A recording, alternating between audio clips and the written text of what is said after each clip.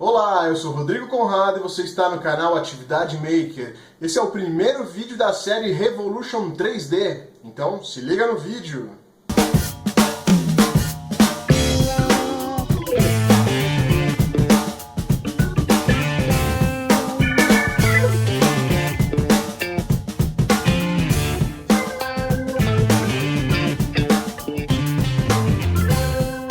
Bom pessoal, chegou o dia tão esperado, muita gente estava ansiosa por essa data onde a gente vai começar a nova série da montagem da nossa impressora 3D, da Revolution 3D. Eu só quero informar para as pessoas que estão acompanhando a outra série da montagem da impressora 3D da Grabber Pro. A série vai continuar, eu vou até o final com aquela série, a gente ainda vai montar a parte da eletrônica, a gente vai fazer as configurações, eu vou mostrar a impressora funcionando.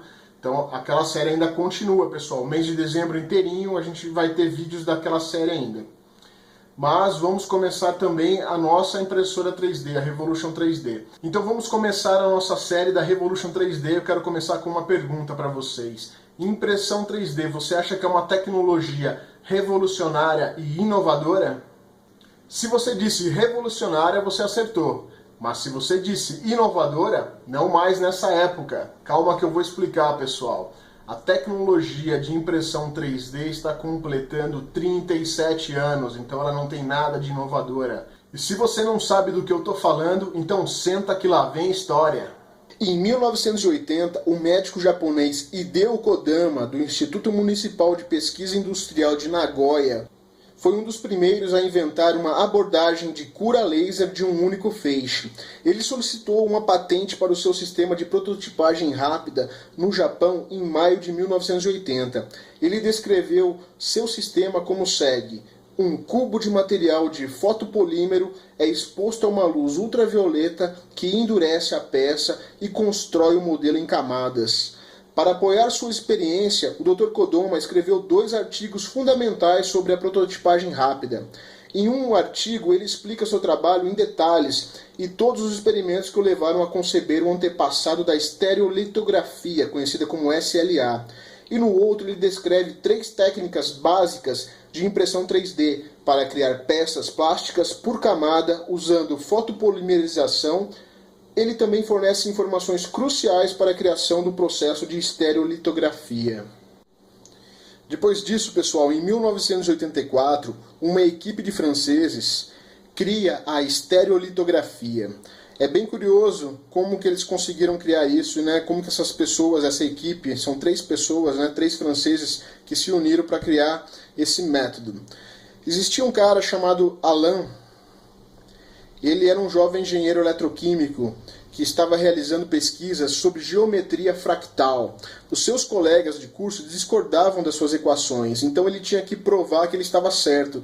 E ele teve que criar um objeto fractal, mas por causa da forma complexa, ele não conseguia, não existia nenhuma máquina que permitisse tal criação. Então ele estava na cantina, pessoal, ele estava na cantina conversando com um amigo dele chamado Oliver, falando dos problemas, né, de se criar esse objeto fractal e da complexidade, né? Então, esse amigo dele chamado Oliver disse que estava trabalhando com lasers, né? Ele trabalhava numa empresa subsidiária da Alcatel.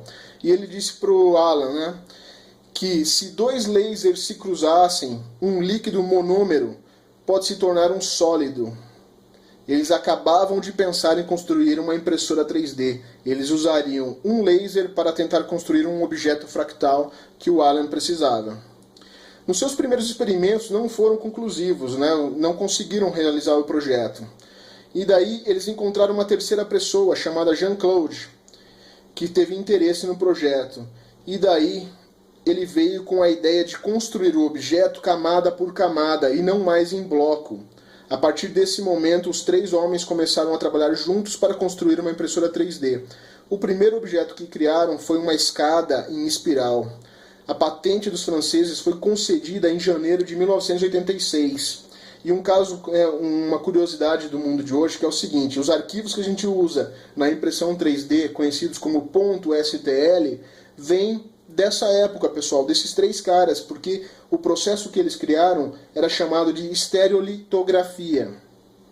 Então, por isso que o arquivo é .stl, de estereolitografia. Então, mais um pouquinho aí de história para vocês. Depois disso, em 1983, Chuck Hull estava trabalhando para uma empresa que fabricava revestimentos resistentes para mesas e móveis usando lâmpadas ultravioleta. Ele ficava frustrado pelo fato de que a produção de peças pequenas de plásticos para a prototipagem de novos projetos de produtos poderiam levar até 2 meses para ficar pronta. Daí ele sugeriu que eles investigassem uma nova maneira de usar a tecnologia ultravioleta para criar as peças de plásticos. Muito rapidamente, após a concessão da patente para este novo método de produção, ele criou a Sistemas 3D para comercializar a sua descoberta, a estereolitografia. O primeiro produto comercial surgiu em 1988. Em termos de materiais de impressão 3D, ele usou materiais chamados de fotopolímeros, à base de acrílico, que são líquidos no início do processo e quando recebem um golpe de luz ultravioleta se torna instantaneamente sólido. É assim que funciona o processo de estereolitografia, conhecido como SLA. Depois disso, em 1988, Descartes, que é conhecido como o pai da tecnologia seletiva de sinterização a laser, conhecida como SLS. Ele era um cara graduado em engenharia mecânica na Universidade do Texas. E enquanto ele trabalhava em um acampamento de verão, ele surgiu a ideia de criar uma incrível tecnologia de impressão 3D, conhecida como sinterização seletiva de lasers, conhecida como SLS. Ele trabalhou durante 2 anos e meio no desenvolvimento de uma tecnologia que permitiria que uma máquina produzisse peças com tecnologia seletiva de sinterização a laser. Graças ao apoio que ele teve da Universidade do Texas, da Incubadora de Tecnologia de Austin e da Fundação Nacional de Ciências, que apoiaram o projeto desde o início, nasceu a tecnologia SLS. Depois disso, em 1988, Scott Crump inventou a tecnologia de modelagem de deposição fundida, conhecida como FDM, que é o que a gente mais vê por aí, pessoal. Isso foi desenvolvido em 1988. Toda a história da modelagem de deposição fundida, conhecida como FDM, começou com uma história pessoal do Scott. Ele queria criar um objeto para sua filha de 2 anos, era um brinquedo na época. Como engenheiro mecânico, ele também queria experimentar uma máquina que construísse objetos 3D automaticamente. Ele estava na cozinha da casa dele e ele tentou misturar cera de vela com plástico, usando uma pistola de cola quente. Ele percebeu que poderia criar objetos em 3D. O brinquedo que ele estava criando era um monte de plástico queimado no início. Então ele pensou que se aquela pistola de cola quente estivesse conectada em um sistema de pórtico XYZ, o processo de modelagem poderia ser feito automaticamente. Daí nasceu a tecnologia de modelagem de deposição fundida. Ele também trabalhou em filamentos de plástico ABS que são usados nas máquinas de FDM. Depois disso, ele e sua esposa, Lisa Crump, patentearam a tecnologia de FDM em 1989. Em 1982, Scott criou a primeira impressora FDM 3D operacional. Muito logo depois, ele e sua esposa, Lisa, fundaram a empresa Stratasys, que é uma das empresas líder no segmento de impressão 3D. Bom, pessoal, vocês viram aí um pouquinho da história, viram que não é uma tecnologia recente, já tem 37 anos que nasceu a prototipagem rápida, certo? Mas como agora as patentes foram quebradas, né, já expiraram, a gente pode montar a nossa versão da FDM.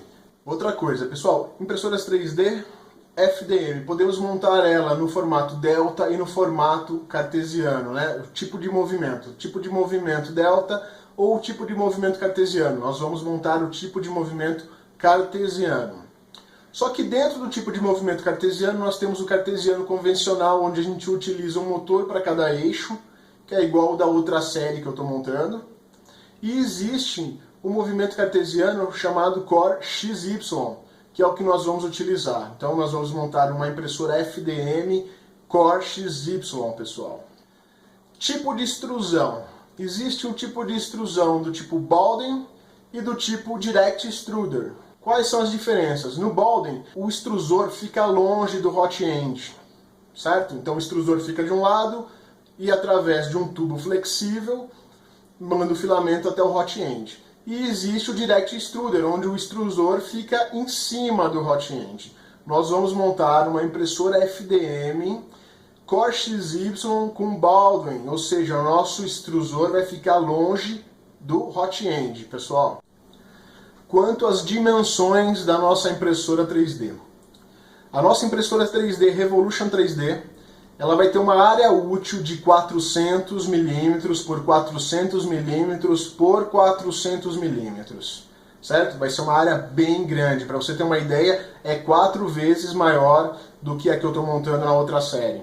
Então, 400 por 400 por 400. Isso de área útil, fora o resto da estrutura, certo?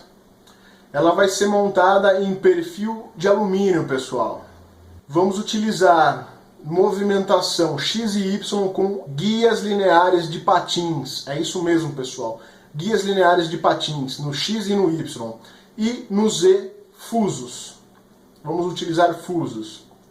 A nossa impressora, por ser Core XY, a nossa mesa não vai se mover lateralmente. Então nós vamos eliminar com isso o movimento de inércia da peça que a gente está fazendo. Então nossa peça 3D não vai sofrer o movimento da inércia quando a mesa se desloca. A nossa mesa ela vai subir e ela vai descendo conforme a peça vai sendo feita. O que move vai ser o X e o Y no formato de Core XY. Como não tem o extrusor em cima do hot end, o nosso carro de impressão ali vai ser muito mais rápido. Ele vai conseguir se mover muito mais rápido. Pelo fato de não ter inércia na mesa, também podemos utilizar uma impressão mais rápida, certo? Uma impressão mais rápida. Vamos utilizar eletrônica, a princípio, Ramps 1.4 e vamos utilizar o firmware Marlin. Então é isso, chegamos ao final de mais um vídeo, espero que você tenha gostado. Esse primeiro vídeo foi introdutório, foi só para falar um pouco da história da impressão 3D e para falar o que eu estou pensando em montar na Revolution 3D. Deixa seu comentário aí para ajudar na montagem, certo? O que você está achando dessas primeiras características que eu passei da impressora, se você é a favor, se você não é a favor, se você tem alguma coisa para falar contra as características que eu escolhi para montar o projeto. Quem sabe você faz eu mudar de ideia para o próximo vídeo. Então vai deixando seu like aí para fortalecer o canal, divulga para os seus amigos, divulga nas suas mídias sociais e se inscreve no canal, pessoal, para ficar sempre avisado. A gente se vê no próximo vídeo.